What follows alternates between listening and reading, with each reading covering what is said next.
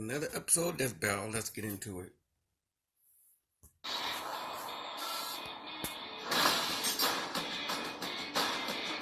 The freezing chill of death is a horrifying thought, whether it comes from being alone in the mountains, submerged in the Antarctic, or if you're really unlucky, getting iced by one of these cool warriors. Wow, sorry, that was bad, even for me. Sub-Zero, the cryomancer ninja of Mortal Kombat. And Glacius, the icy alien with a killer instinct. He's Wiz and I'm Boomstick. And it's our job to analyze their weapons, armor, and skills to find out who would win a death battle. For untold generations, the Lin Kuei assassins waged war with their rival splinter group, the Shirai Ryu. Desperate to claim victory in the bloody conflict, the Lin Kuei resorted to drastic means of recruitment for able-bodied soldiers, no matter what age they were. So, kidnapping children? Kidnapping children. Well, at least they got to be ninjas. I bet their tiny little bodies would be even stealthier. Turns out, two of these kids just so happen to be descendants from a race of extra-dimensional beings experienced in the art of ice magic. Their names were Bi-Han and Kuai Liang. With the Lin Kuei's training, these brothers became cold-blooded assassins and the finest warriors in the clan. And whether it started as a joke or he just thought it was badass, Bi-Han adopted a brand new name, Sub-Zero. Sounds like an online username from your teenage years that you regret forever when you're older. Sub-Zero was so fierce and driven, he became directly responsible for the complete annihilation of the rival Shirai Ryu clan. Unfortunately for him, one of them, called Scorpion, survived. Well, kind of, and decided to kill him right back. Which obviously pissed off Kuai Liang, who decided to do the same to Scorpion, and got it. It's like high school drama, but with murder. Striving to honor his fallen brother, Kuai Liang assumed his brother's mantle as the champion of the Lin Kuei. Sub-Zero was reborn. Sub-Zero. This new Sub-Zero is a master of Shotokan Karate and Dragon Kung Fu, and enhances his martial arts with his deadly cryomantic abilities. Subby can freeze the moisture in the air to do tons of stuff. He can make his own personal slip and slide. Perfect for surprise attacks.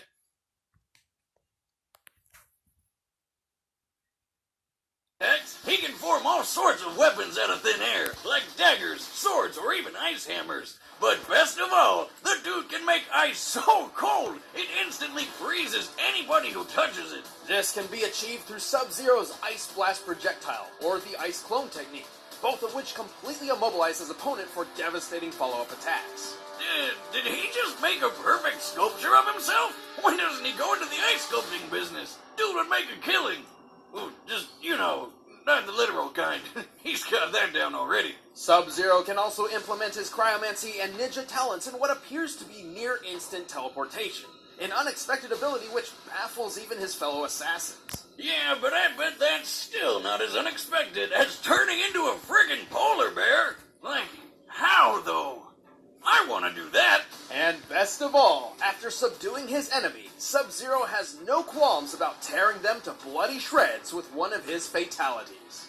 Taking after his dear old bro's favorite form of murder, Sub-Zero can rip a person's head off with their entire spinal column in tow. This one's for you, Bi-Han. If he's feeling particularly nasty, Sub-Zero will toy with his opponent. He'll encase their lower half in ice and force them to watch helplessly as he tears them in half. Or, for a quick death, he'll put them in a deep freeze that shatters like glass. At most, it takes Sub-Zero approximately 4 seconds to freeze a person in place, which in real-world physics is completely impossible. To induce full-body frostbite in that time, he would have to lower the surrounding temperature to negative 6.5 million degrees Fahrenheit. That's a stupid amount of cold. 13,000 times colder than absolute zero, to be exact, making it a temperature which literally cannot exist. And yet still not as cold as my ex-wife's heart. Ha! Anyway, Sub-Zero has more than earned his reputation as one of the most fearsome fighters in the Mortal Kombat universe. He's strong enough to break titanium statues with a single chop, quick enough to dodge an oncoming rocket, and he defeated some of the best warriors across multiple dimensions. Like the lizard dude Reptile, and Taven the half-god, who single-handedly defeated dozens of Lin Kuei assassins. He's beaten his rival for life, Scorpion, several times, and even took on Batman? Through sheer willpower, he survived injuries no normal person could walk away from, like getting torched in the face by a flamethrower, or being double impaled through the torso, and then torched again. Whoa, that's a lot of blood. Like, how does he have any left? I know, right? But that pales in comparison to when he underwent the procedures which turned him into a cyborg, and then was blown apart and reassembled into human form while still conscious. Damn, what a tough son of a bitch. But don't overestimate him. Although Sub-Zero keeps company with powerful spirits, undead wraiths, and immortal gods, he's not one of them. He may have incredible powers, but he's still just a mortal man. Also, his emotional baggage and desire to live up to his brother's name has clouded his judgment more than once. But that didn't stop him from becoming Grand Master of the Lin Kuei. He changed their goals, turning them to the side of good, and even formed an alliance with his old rival Scorpion over a nice brunch. Life couldn't get any better. And then they found dragons! Shirai Ryu, dog. Lin Kuei scum! Death is more honor than you deserve. Beyond our solar system, advanced civilizations are governed by the 88 decrees. Should anyone dare violate these laws, they will find themselves targeted by the Galactic Marshals. AKA Space Cops. One of these alien officers was sent to Earth to investigate an eerie distress signal, but he was shot down by the world-dominating corporation called Ultratech.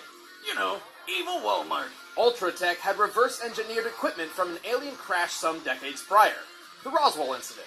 However, the use of advanced technology by less developed species is a clear violation of the 88 decrees. Kinda like if you saw a chimpanzee pick up a flamethrower. It'd be awesome! But you'd want to take it away real quick. Determined to correct these wrongs and return home, the alien marshal set his sights on bringing Ultratech to their knees and recovering his lost technology.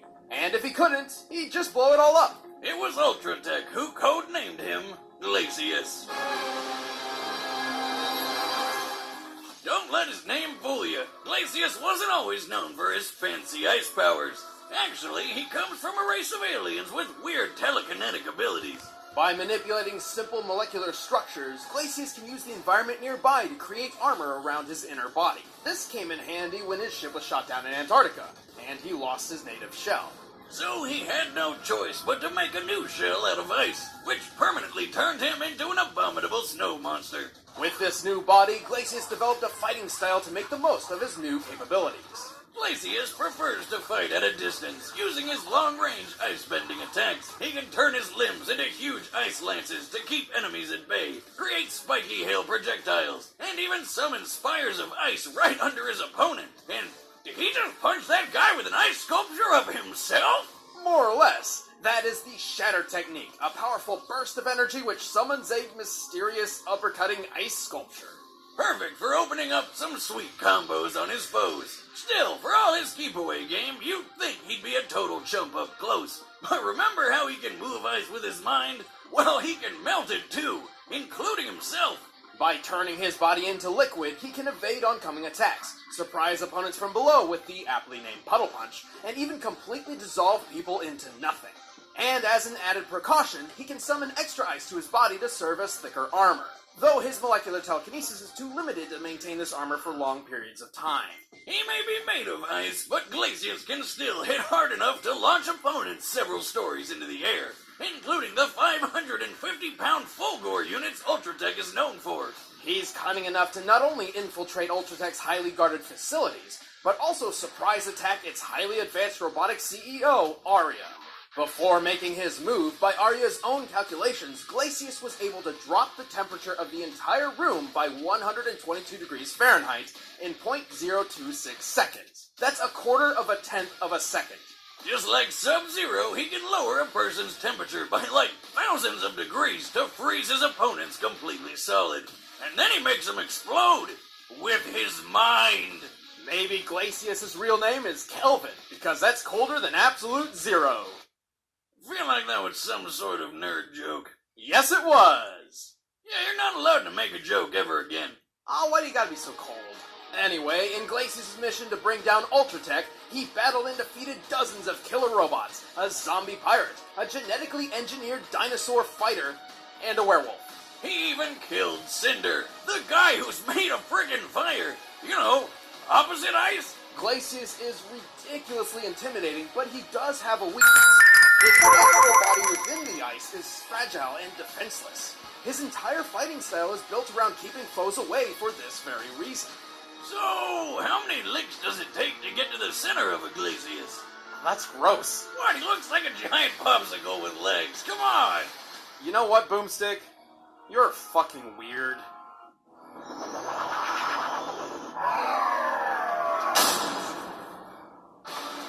Alright, the combatants are set. Let's end this debate once and for all.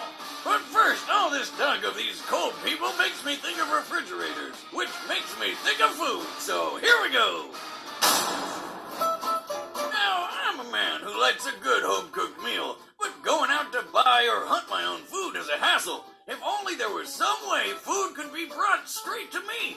Good news, Boomstick. Introducing Blue Apron, the #1 fresh food delivery service in the country. Using only the freshest ingredients, Blue Apron delivers a kit of ready-to-cook meals straight to your door, along with easy-to-follow instructions. Plus, the ingredients are perfectly proportioned, so it cuts down on waste, and you know you're using the right amount. On top of that, you can log into their website and select the upcoming meals that sound good to you, like the crispy salmon and roasted potato salad with pickled mustard seeds and cream fraiche sauce. Plus, it does feel rewarding cooking new and exciting meals right in your own home. But don't just take our word for it. We want you to try it. Because you're watching Death Battle, you can get 3 meals free with free shipping by heading to blueapron.com/battle. Seriously, you will love how good it feels and tastes to create incredible home-cooked meals with Blue Apron. So don't wait. That's blueapron.com/battle. But right now, it's time for our Death Battle!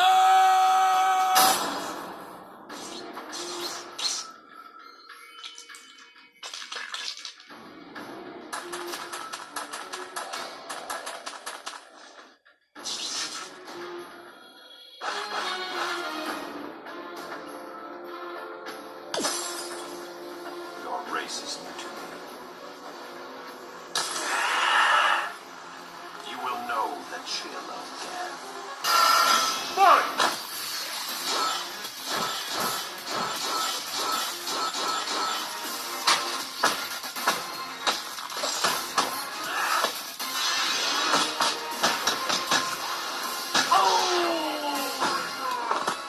I should have known.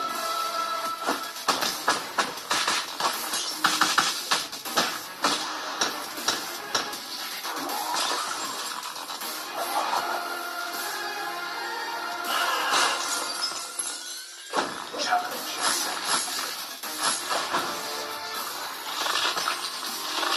You're a formidable warrior, but you lack conviction.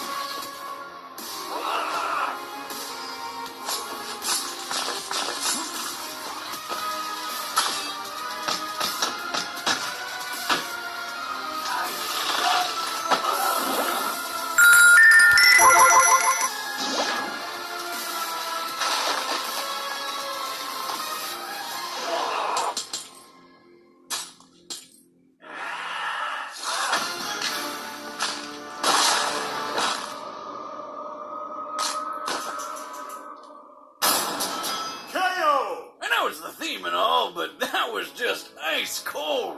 Glacius and Sub-Zero seem to be a near match in terms of cryomantic abilities, but it was Sub-Zero who had the training and the power to bring Glacius down. Sub-Zero has fought ninjas, robot ninjas, secret agents, movie stars, gods, and even fellow ice warriors. Glacius really didn't have anything Subby hadn't seen before. And while their speed was fairly similar, Sub-Zero's impressive reflexes and ninja-like skills gave him one of the most important edges in this fight. He could maneuver around Glacius's keep-away strategy, and his teleportation kept him a step ahead, even able to avoid Glacius's liquid form. And while Glacius did possess a minor form of telepathy, there's no evidence to suggest that this was for anything other than direct communication. Sub-Zero could take a lot of hits, so he wasn't going down easy. But if you put their defenses side by side, Glacius's ice armor does seem better. But it really didn't matter because Subs could just chop right through it. Sub-Zero could shatter titanium statues in a single blow, a feat which requires at minimum 63,000 pounds of force per square inch. and titanium is obviously tougher than ice. Assuming Glacius' shell is composed of blue ice, the purest and toughest form ice can take, it would still only take at most 57,000 pounds of force per square inch to crack his entire body in half. And he didn't even need to go that far. Just get to the squishy insides in the middle. I guess you could say that Glacius had his expectations shattered. The winner is Sub-Zero. Please like, share, and subscribe. Thank you. I have more coming.